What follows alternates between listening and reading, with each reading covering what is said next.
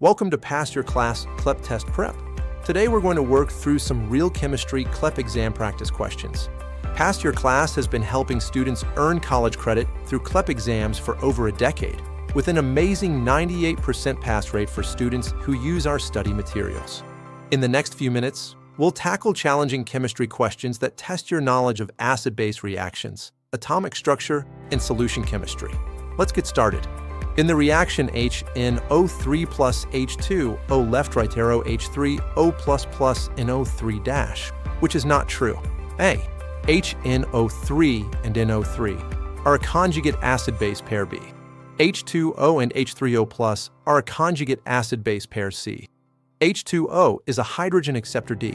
H2O is a base E. H2O is an acid.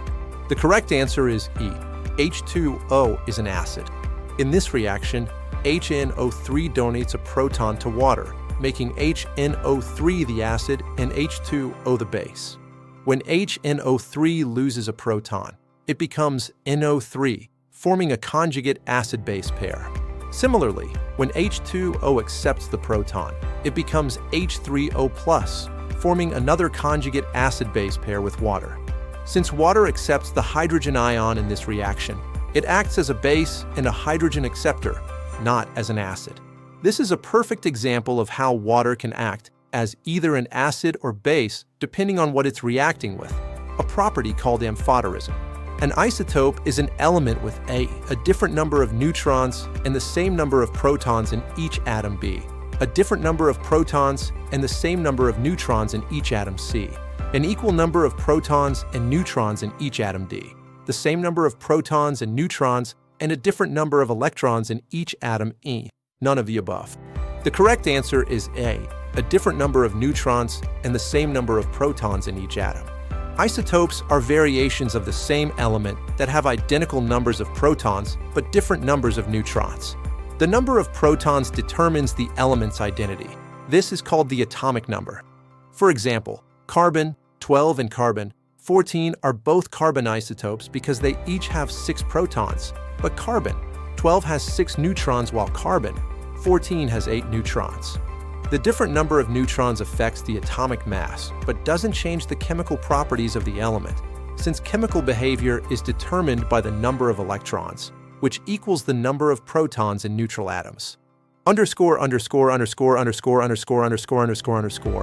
the moles of solute per kilogram of solvent. Underscore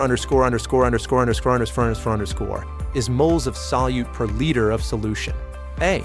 Polarity, molarity B, molarity, molality C, molality, polarity D, molality, molarity E, none of the above.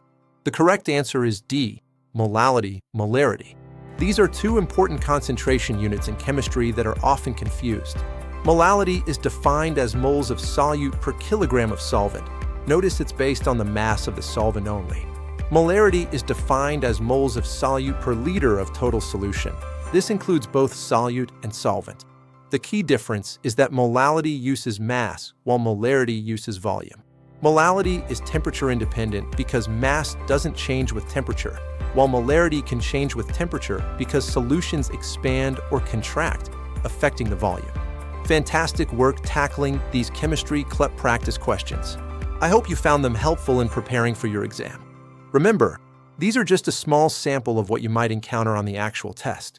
If you want comprehensive preparation that covers all major chemistry topics, including atomic structure, chemical bonding, thermodynamics, kinetics, and organic chemistry, Pass Your Class offers complete study guides with hundreds of practice questions, detailed explanations, and flashcards to help you master essential chemical concepts. Visit PassYourClass.com today to get your chemistry CLEP study materials and join the 98% of students who pass their CLEP exams using our guides. Thanks for watching, and good luck on your CLEP journey.